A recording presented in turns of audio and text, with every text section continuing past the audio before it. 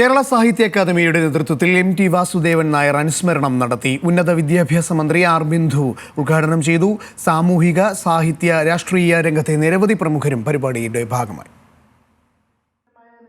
മലയാള ഭാഷയ്ക്കും സാഹിത്യത്തിനും അതുല്യ സംഭാവനകൾ നൽകിയ എം.ടിക്ക് സാഹിത്യലോകം ഒന്നാകെ നൽകിയ അനുസ്മരണമായിരുന്നു തൃശൂരിൽ നടന്നത്. കേരള സാഹിത്യ അക്കാദമിയുടെ നേതൃത്വത്തിൽ നടന്ന പരിപാടി സമൂഹത്തിന്റെ ആകെ പരിച്ഛേദമായി മാറി. ഉന്നത വിദ്യാഭ്യാസ മന്ത്രി ആർ ബിന്ദു ഉദ്ഘാടനം ചെയ്തു. തട്ടുതട്ടായി നിൽക്കുന്ന അസമമായ അധികാര ഘടനയ്ക്കകത്ത് എല്ലാ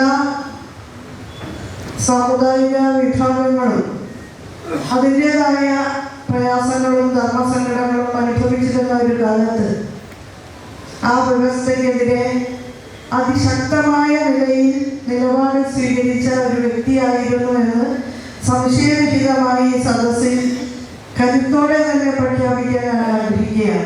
നാലുകെട്ടുകളെ നിലനിർത്താനല്ല പൊളിച്ചെറിയാനാണ് എം.ടി. ശ്രമിച്ചതെന്ന് പറഞ്ഞ മന്ത്രി തലമുറകളെ ഇത്രമേൽ സ്വാധീനിച്ച വേറൊരു സാഹിത്യകാരനില്ലെന്നും അനുസ്മരിച്ചു. പി. ബാലചന്ദ്രൻ എം.എൽ.എ. അധ്യക്ഷത വഹിച്ചു. മന്ത്രി കെ. രാജൻ മുഖ്യപ്രഭാഷണം നടത്തി. ജീവിതത്തിൽ തൊട്ടതെല്ലാം ലോകത്തിന്റെ ശ്രദ്ധയാകർഷിക്കാൻ കഴിഞ്ഞ മഹനീയമായ വ്യക്തിത്വത്തിന്റെ വായനകളിൽ നിന്ന് ഏറ്റെടുക്കാൻ കഴിയുന്ന പലതും വായിക്കാൻ ബാക്കി വെച്ചു. എം.പി. മലയാളത്തിലോട് വിടവാങ്ങുകയായി. സാഹിത്യ അക്കാദമി അധ്യക്ഷൻ കെ. സച്ചിദാനന്ദൻ അടക്കം വിവിധ ഭാരവാഹികളും സാഹിത്യകാരന്മാരും സംസാരിച്ചു.